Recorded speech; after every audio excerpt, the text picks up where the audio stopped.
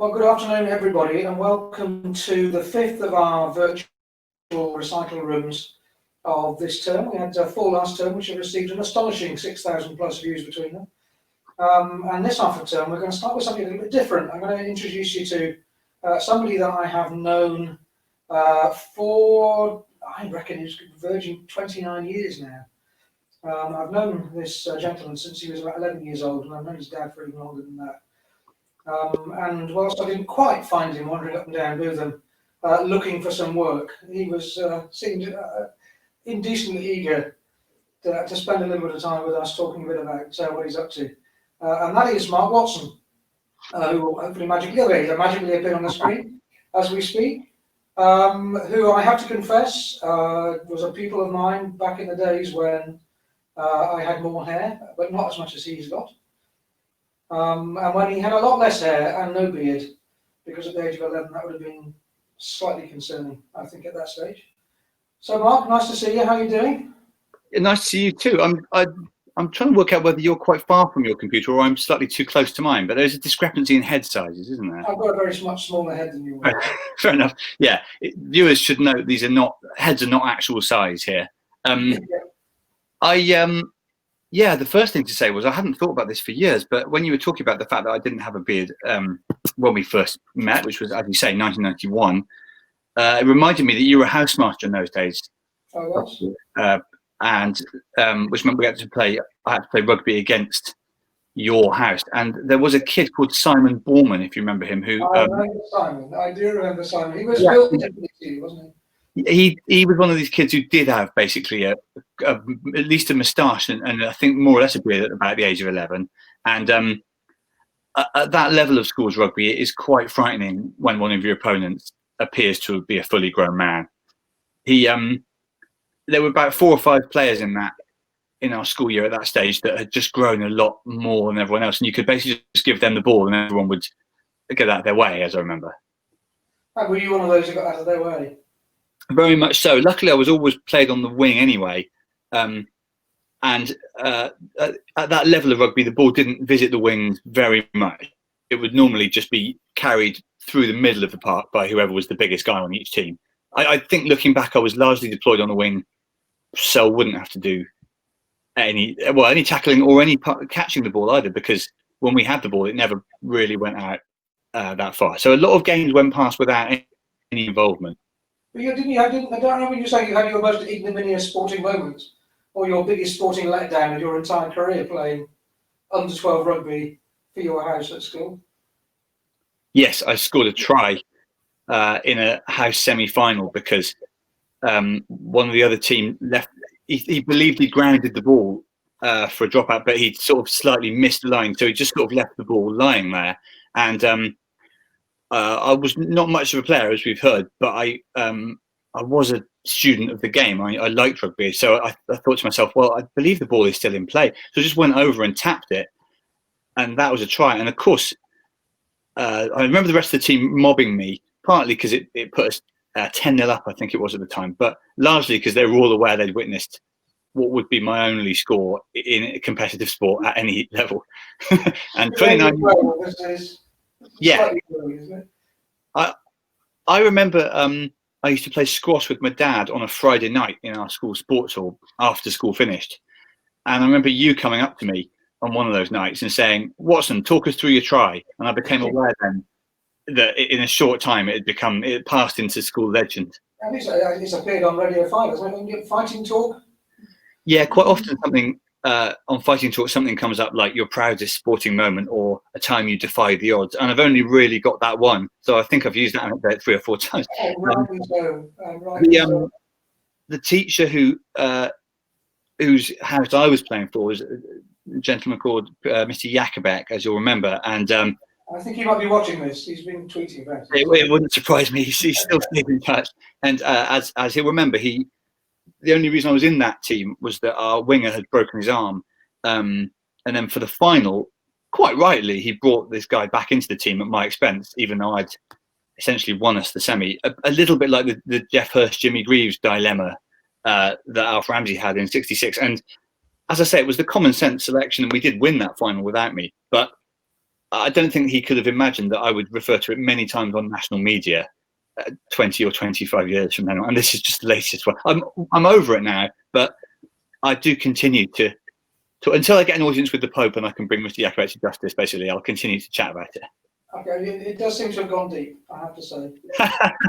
Yeah, although, again, I didn't know at the time that I'd become a regular on a sporting anecdote show, and Mr. Jacobet couldn't have anticipated that either. We probably should refer to the fact that we're both wearing what would be quite obscure football shirts to most people watching, I would think. Yours is sort of slightly more mainstream in terms of the team, but to explain to people, I've been a Bristol Rovers fan for nearly 50 years, and this is the very first shirt. Marcus supports Bristol's inferior team, Bristol City, all part of the city, and I thought it was important that we nailed our colours to our chests almost. Quite literally, yeah.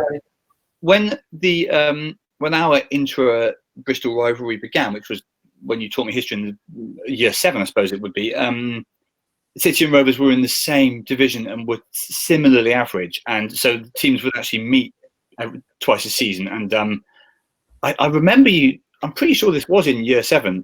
It might have been GCSE year when you came back to teach. Anyway, there was one class where you talked about, I can't remember now what triggered it, but the fact that you lived not that far from Bristol City's ground, and on a Saturday you would sometimes go out in your car hoping to knock fans over.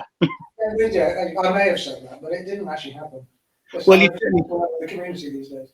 You didn't go so far as to say it ever happened, merely that you'd be amenable to the idea of it. I think, what we were learning about at the time was Stalin's purges, but I don't know if you found a direct link between those things. I didn't. I won't tell you about the Stalin's purges lesson when people used to confess to crimes, but yeah, that's right. You staged a show trial. I don't know if you still do that, but you were sort of well known in those days for these kind of concept lessons where you basically pulled an enormous trick on the whole class to prove some obscure point. I just do it with an entire school these days. I think that's the way it works. Talking of your mum and dad, you talked about your dad just now, who I've known even longer than I've known you, because he was teaching at the school when I was a student. He was a colleague of yours. How are your parents doing? How are they surviving the pandemic? They're doing pretty well. It's been peculiar for them because, as you'll know, my dad in particular, what you might call an unflappable man. Very little phases him, ever has done. I think he's I think I said before on stage that he's the sort of man who, if the house burnt down, he would just say something like, "Well, this shows you the value of insurance." And I actually put this on Twitter when this current crisis was just kind of beginning, and all of us had the creeping realization that something big was about to hit. My dad said, like, I'm starting to think this virus business could be quite serious now. And I tweeted that as a sign that the apocalypse was not far off, because my dad saying something could be quite serious is pretty much like somebody else saying we're all dead. And a lot of people's parents have, or at least I've spoken to people and seen people on social media whose parents have underestimated the threat and are doing that kind of older person thing of like, oh, just go on with it, common sense, pushing through. I read about somebody, a sort of friend of a friend on Twitter, who was frustrated because they couldn't persuade their parents to cut out inessential journeys and so forth. And eventually they persuaded them to only leave the house once a day, and even then just for essentials. But then the next time they checked in with the mum, they'd been, I think, out 3 times in a day. One of them was to buy Thousand Island dressing, and one of them was for browsing B&Q, which I think, if you're using the verb browse, you're not in the realm of the essential. But my parents haven't been like that, because my dad has quite slight, but nonetheless has asthma, which you might not have known about him, because it's fairly late onset, I think. He's developed asthma in the past sort of decade or so. Plus, they're both above 65. So they consider themselves a risk group. And so they quite early in this process started opting out of doing stuff, staying in. My mum keeps going out to buy the papers for older neighbours, because she's 67, but she's one of these people who see themselves as still not one of the old guys. So she likes to run errands for still older people. But my dad's done a good job of confining himself to just a couple of rooms of the house. We have a weekly Zoom call, and my dad normally wraps it up by saying something like, "Your mother and I are going out for coffee now," but all he means is they then just go into the next room. And last weekend we had a murder mystery party, all done on Zoom, which was created by my sister, and all of us were given characters. My dad was the murder victim. All of us had to. This is the sort of thing we might do if we were in Bristol at home. And I was the inspector and had to get to the bottom of a couple of dastardly crimes. So it's fair to say my parents have been quite inventive, but it's hard for them not to see the grandchildren, of course. And for me, it's the longest stint away from Bristol I've ever had in my life, I think it's fair to say. Yeah, I mean, we've probably already done the same thing. I was actually thinking of your mum the other day when that new Banksy was revealed. And I wondered whether our captive audience might like to hear your story about how your mum discovered who he was, or always do. Yeah, my Banksy, of course, is from Bristol, as probably most people know these days, and it's been well known for years in Bristol that he's a Bristolian, of course, because his early works always appeared in Bristol. But even within Bristol, his identity is a secret, and there's always a lot of discussion about that where I come from. And there was a weekend a couple of years ago when my brother and I were discussing Banksy at some length and just talking about how extraordinary it is that somebody can be world renowned but still keep his identity under wraps like that. And my mum was sort of sniffing around the conversation the way mums will, just trying to sort of politely butt in. And she kept saying, "Who's this? Who are we talking about?" And we knew it was an uphill struggle to tell her about Banksy because popular culture-wise, my mum is she's just about sort of caught up with Mr. Bean, I think it's fair to say. But so very politely we said, this is a guy called Banksy. You wouldn't know about him, but he's a street artist and he's anonymous. The whole thing is he's anonymous and nobody knows who it is. And my mum said, "Oh yes, Mrs. Gunningham's boy." And of course we said, "No, I think you've got right into this." Again, just to say again, this guy's famous for being absolutely anonymous. And my mum said, "Yeah, his mother's a dentist, lovely lady."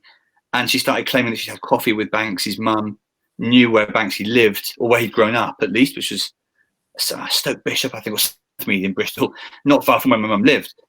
She was talking about where Banksy could be found. And he was only about 3 streets away from where we were having this conversation. And my brother and I came away from this thinking, well, mum's become a fantasist or something. But then there was an article in the Daily Mirror about the hidden life of Banksy, where they finally got some dirt on him, and almost everything my mum had claimed about Banksy was true. This area of Bristol was true. His mum had been a dentist. All of this basically, and my brother and I did some googling, and the Daily Mirror paid this whoever it was that gave them this information. They paid him £120,000. But my mum had known for 10 years who Banksy was. She just didn't really care.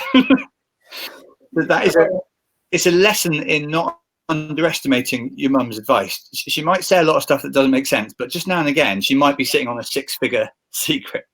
I don't think my mum is. I'll be very surprised if that was the case.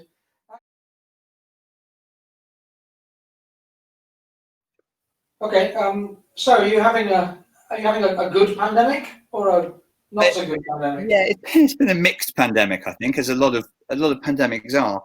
Not many people are having an out good one, apart from maybe Joe Wicks, the exercise guy, I suppose. I almost feel like it can't go on long enough for him, this situation. But I'm not suggesting that he has. You look a bit like him. I'm starting to look like him. Yeah, definitely. A sort of dishevelled Joe Wicks is how I've increasingly styled myself. Although physically the resemblance breaks down quite quickly if you see me try and walk around like a bear and all the other things he makes you do in the morning. I know you've tried, haven't you? You have been participating in it. Yes, I'm not an avid attendant, but quite often I go. Well, it started as an easy way to do the equivalent of PE with my kids, but pretty quickly it became my kids half-heartedly doing it while I leapt about sweating.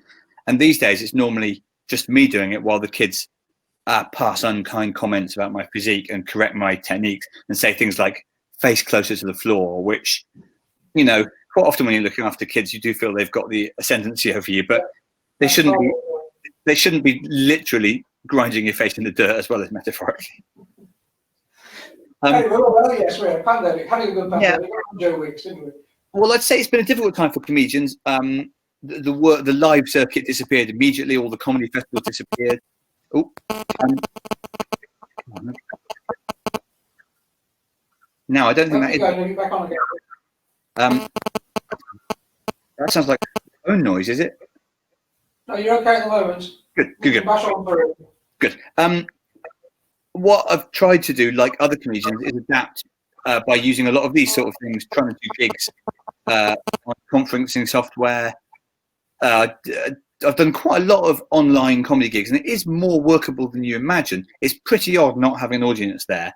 But on the flip side, it does take a bit of the pressure off you, because whether it goes well or not, you never really know. Well, so it's a blessing and a curse, I guess, isn't it? It is, yeah. It would be an enormous curse to people who rely on doing kind of one-liners and getting that instant hit from an audience. If your stuff is a bit more discursive, like mine, if you're more of a person that chats, and I also enjoy embracing a bit of shambles in my shows. And in a way, this is the ultimate shambles. We're not even all in the same building together. So I've made it into a positive as best I can, and I've also found time to write and things like that. But there are these kids, of course. I'm jointly in charge of 2 children, and I'm doing a lot more teaching than I'm doing almost as much teaching as you, actually. Which I don't do anything. So you're in the lead.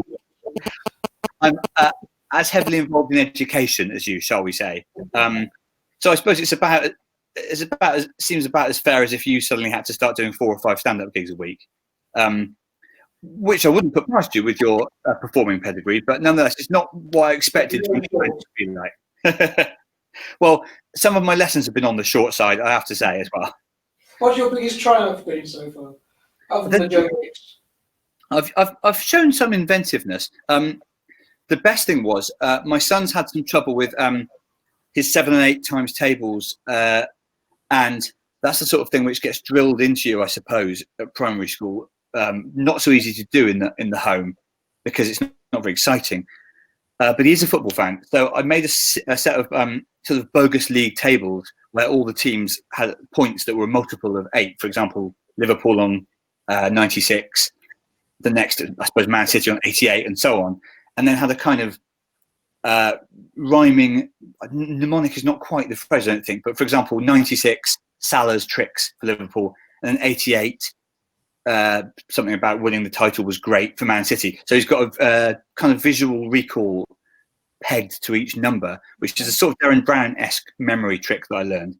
And it does seem to have worked. The downside is that he's only ever going to be able to remember the times tables as fake football league tables.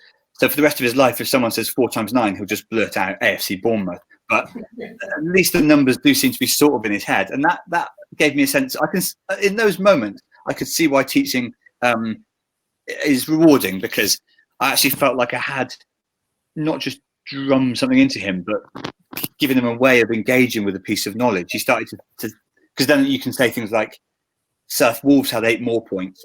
How many would they have there? And he, starts to see the relationship between numbers rather than just learning stuff. You never stop writing novels and you never stop doing stand-up. I think, you'd be a history or English teacher there one day.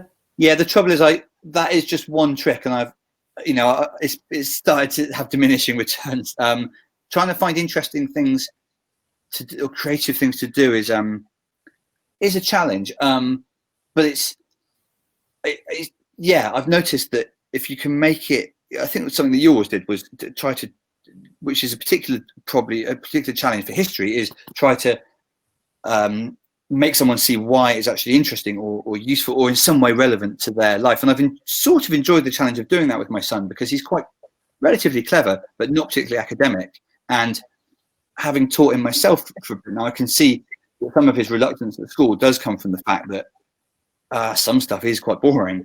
So I've enjoyed the attempt at making this stuff more interesting. It does help that there's an amazing amount of stuff online. I think if you're going to have a pandemic, which would have been much better if we hadn't, but it's good that it's now, rather than say when I was at your school 20 years ago and we didn't have the internet. At least now the BBC alone has got an amazing amount of stuff, educational stuff, games. My son's got a game where it's basically like what we used to call Street Fighter 2, where you go up against a series of adversaries, but you defeat them by answering maths sums.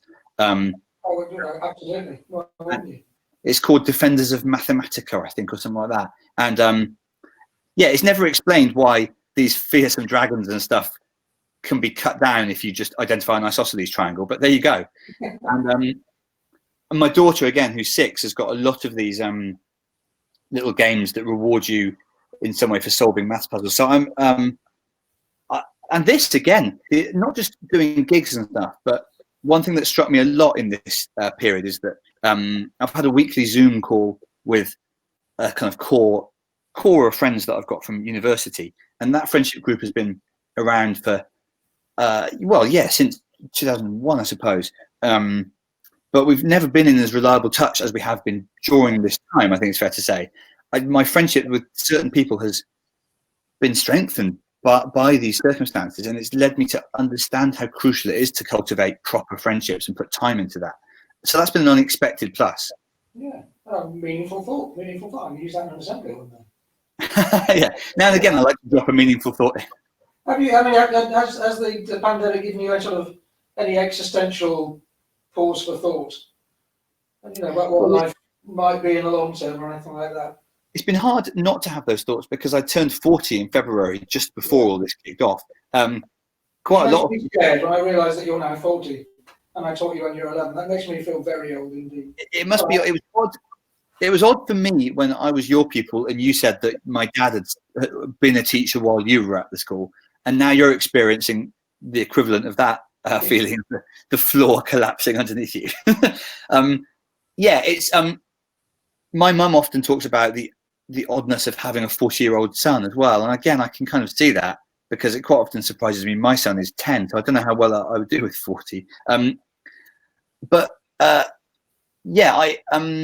that happened in February, mid-February. Yeah. So I was surrounded by people saying things like, well, this will be a great decade. I loved my 40s. This is the time when things can really get going for you. So I went into this decade of my life with quite a lot of optimism. And within a month, in fact, a month to the day, Friday the 13th of March, when all these comedy festivals were cancelled. So rather than it being a time of increased opportunity and, well, I suppose it is true that you know yourself better, but that hasn't been a lot of use really, because the main feature of my 40s so far has been that almost all society is shut down and I've been stuck in one building. And that would make anyone. Also, I did do a life expectancy test, which this is before the pandemic started. I was just giving some thought to, the fact that I'm getting older, and downloaded an app which asks you a series of lifestyle questions. And it worked out that it reckoned that I was going to be 78, live to 78, which if it's right means that I'm in football terms, I'm back out for the second half now. We've had half time. I've had a word with myself. And of course, you can't take that sort of thing too seriously, because I don't think I answered the lifestyle questions very truthfully for a start. Give me an example. What sort of things are they asking you? Well, there was stuff like, there were obvious things like how many units of alcohol a week do you drink, how many vegetables do you eat a week, and stuff like that.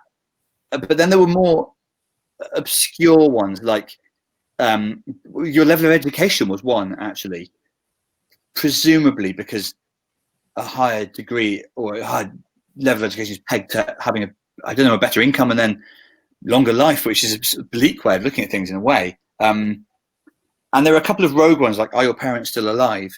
Which they are. I scored quite well on quite a lot of the categories. Exercise. I've done a lot of running during this pandemic. But the thing is, I do like a drink, and I do eat quite unhealthily. And I think if you do stuff like running, and if you're quite skinny and seem to have quite good physical health, it's easy to think that you're offsetting things, thinking, well, I probably have some wine because I ran a 10K the other day. But the two things are not the same, of course. Your liver isn't looking at your heart thinking, well, he's doing all right, so I'm not going to worry too much either. There's a decent pause between you finishing your run and then picking up the bottle of wine. That will be. There is, yes. I'm not quite that rash. There is there's a marathon you can do somewhere. I think it's France or Spain, where you have a drink every couple of miles, and that would be combining running and drinking, two of my sort of great enthusiasms. But a bit like with that chorizo and curry combination in York, just because you like two things individually, you won't always get on with them together. I mean, we started talking about football, and maybe we should end talking about football because it's the single most important thing in the universe, as most people would know. What do you? It's odd we've not discussed it so far, really. No, absolutely. What do you make of starting the season again behind closed doors? I mean, I've watched a couple of clips from the German Bundesliga, and it just doesn't do it for me. It's very odd, isn't it? My son and I watched the Dortmund-Bayern game, basically title decider, with no crowd. And yeah, it's really weird hearing the players shout to one another as if you're in a PE lesson, isn't it? I think people don't always, people who are armchair fans of sport or who don't even like sport, don't always understand, how much a part of the experience it is to be there, to be in the stadium. But I think if you watch one of these games with 0 people there and compare it with 50,000 people, it shows you how intrinsic the crowd is, certainly to football. People will often say, why'd you bother to go and cheer for a team? They can't hear you. You're not really influencing the game. And of course, it's true, you can't actually score goals and stuff. But you can see that on a more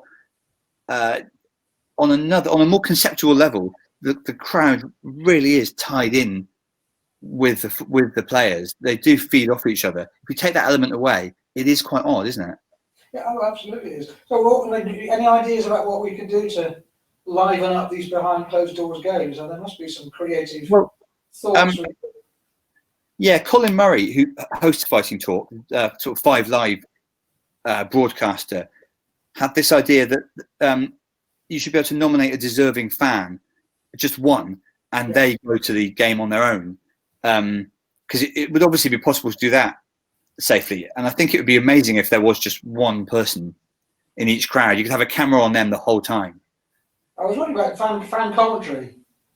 Yeah, well, yeah. Have you done a bit of it, have you, any time? I have been known to do a bit of that, yeah. You could have fan commentary. I almost wonder if, because it is a bit more like watching FIFA now, watching a computer game without, I wonder if, I don't know how the tech would work. I can barely get the connection to work here. But is there some way we could all take a player and control them or something? Or sort of vote online on what the final score is? I feel like we, as a TV audience, we're more vital than we ever were. So maybe it's time to give us more powers, vote players off, that sort of thing. I think that sounds good. But the bigger clubs would have more clout, though, I'm afraid. It would have to have a handicap system of some description. Yes, and the bigger clubs have got enough clout as it is. I saw on my sports app today that 10 Premier League clubs are opposed to having relegation this season. And it won't take too much effort to guess whether they're the top 10 or the bottom 10 teams in the league. And what happens if you divide them by 7? Sorry? So what happens if you divide them by 7 or 8, presumably? Yeah, that's the thing. Maybe I should be brought in to administer the league. I think so. I think you and your son should actually relate it to times tables or something like that. This is a bit like what happens in rugby every couple of years, where a team gets promoted to the Premiership and says, now we're here, we've got an idea. Why don't we never have relegation again? I can see that happening. I was talking to somebody this morning who was a Leeds fan, and they were talking very much along those lines. Yeah, I've also got one of my best friends is a Leeds fan, and because they blew it last year, and because there is this perception that Leeds always somehow blow it. We had when they were absolutely flying earlier this season, we had quite a number of conversations about how's it going to go wrong this time. None of us predicted the shutdown of all of society would thwart Leeds. Well, it's somebody's got that in for them, I think. Mark, it's been really lovely to chat to you. Thank you for giving your time today. It's been lovely. It's been very nice. Sorry about the interruptions, but we've sort of fought the odds quite well, I think. I'm looking forward to a time when you can just do this sort of thing in the same room together, because normally if I'm doing live stuff, I don't find myself freezing and glitching in quite this way. I've been known to do that in the middle of a song, but I don't know. Maybe it's coming for me. Absolutely. Well, take care. And look, next time you're up in York, we'll try and get you into school and you can maybe meet a few people face to face. But It would be lovely.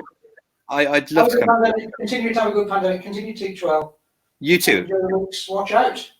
You too. See you soon. All right. Take care. Nice to see you. While Mark is disappearing, let me just say that we have 4 more recitals coming up this term. Next week, we're back to the piano. Andrew Snedden, a local pianist, Australian, however, but was also the candidate for York for the Yorkshire Party at the last election. So some of you at school will have met him. He's going to be doing a piano recital for us. The week after, we have a wonderful soprano called Gemma Summerfield, who won the Kathleen Ferrier Award, I think in 2015. And she is hopefully putting together a recital of some terrific opera for us. And then we've got 2 homegrown recitals to finish off the term. We've got 3 young songwriters who left Bootham in the class of 2018, I think. Isaac, Maria and Meredith are going to be putting on a concert for us, and we're going to end up with the Bailey Brothers string trio. You'll know the Bailey Brothers if you've been around the school for the last 10 years or so. Superb musicians, and I think working together for the first time. So that's what we've got for the rest of the term. It's been great that you've joined me in my rather ill-fitting Bristol Rovers shirt to talk to Mark Watson. I hope you've enjoyed the conversation, which I guess has been much more like a podcast than it has been like a recital or a gig. And we'll see you again in the recital room next week. Lovely to see you.